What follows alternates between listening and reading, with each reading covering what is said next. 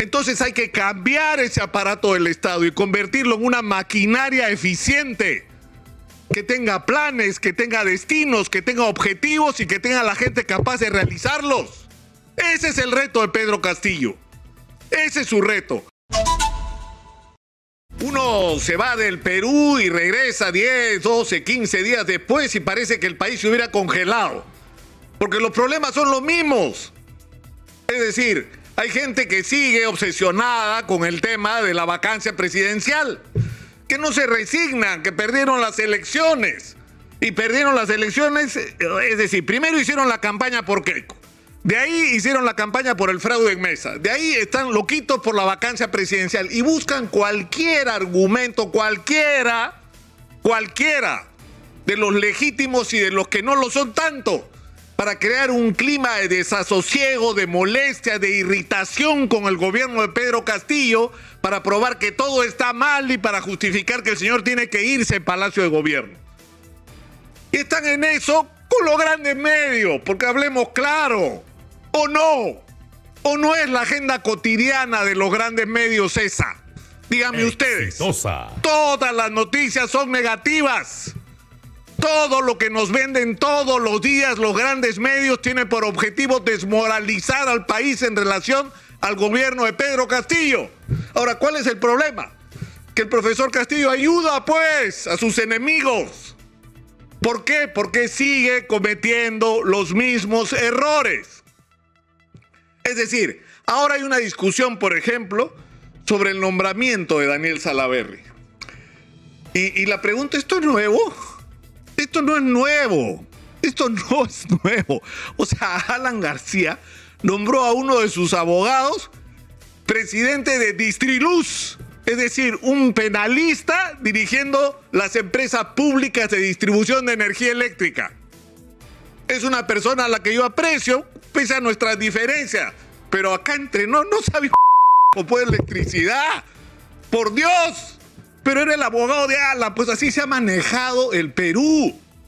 O sea, llegas al gobierno, tienes el 5% de personal de la capa más alta de decisiones sobre qué se gasta, qué se compra, y es esa gente a la que tú pones porque llegaste al gobierno. Entonces eso te trae, y lo hemos dicho hasta el cansancio, dos consecuencias. Primero, que en la mayor parte de los casos, las personas a las que colocan los políticos que han llegado al gobierno y los ponen por cualquier razón que por su calificación para el cargo no son eficientes. Pero la cara más fea de esta decisión es el billete. O sea, ¿de qué se trata? Se me cae todo acá. Vean, vengo con fuerza. Es decir, ¿de qué se trata? Se trata de un asunto muy simple. Se trata de llegar al gobierno, tiene 5 años y a forrarse, hermanitos, a forrarse porque tenemos solo 5 años. Entonces hay una directa relación entre este perverso sistema de nombramientos y la corrupción en el Perú. Por eso estamos como estamos. Entonces el profesor Castillo prometió que esto iba a ser diferente. Hágalo, profesor, diferente. Que esto sea otra cosa. Que su gobierno signifique un cambio real, que desde el día que usted ganó las elecciones, lo que se debió instaurar es un gobierno diferente, donde no importa por quién votó la persona a la que usted va a poner en el cargo. Se trata de poner en el cargo a los mejores, que sobran en el Perú. Sobran. Montones de gente que vienen de las universidades, de los colegios profesionales, de la empresa privada, que están altamente calificados, incluso del propio aparato del Estado, que están ahí rezagados, pero que no tienen su lugar. ¿Por qué? Porque no son pues el partido al que le toca esta vez. Entonces, esta discusión sobre Daniel Salaverry tiene que ir más allá. Es decir, como hay gente a lo que lo único que le interesa es esta semana Daniel Salaverry y la próxima no sabemos cuál será. ¿De dónde se agarrarán la próxima semana? Exitosa. Pero lo cierto es que más allá de la discusión de si sobrevive o no sobrevive Daniel Salaverry al cargamontón por haberlo puesto en un cargo para el que no es que no esté calificado, es que hay otras personas más calificadas que él para hacer esa tarea, porque es una tarea clave la de dirigir Perú-Petro. Lo que hay que hacer es ir más allá de esta discusión. Necesitamos una profunda reforma del aparato del Estado en el Perú. ¿Por qué es tan difícil entender esto? Si hemos sido un país que ha crecido en términos macroeconómicos como hemos crecido y no tenemos resueltos los principales problemas del país, no es solo porque nos faltan recursos, que podríamos tener muchísimos más si permitiéramos que venga la mayor cantidad de inversión internacional, sobre todo en minería, sino lo que ha fallado es la gestión, que ha sido ineficiente y ladrona. Eso es lo que ha pasado. La gente quiere ser alcalde, gobernador regional o llegar al gobierno para robarse lo que puedan. Entonces hay que cambiar ese aparato del Estado y convertirlo en una maquinaria eficiente, que tenga planes, que tenga destinos, que tenga objetivos y que tenga la gente capaz de realizarlos. Ese es el reto de Pedro Castillo.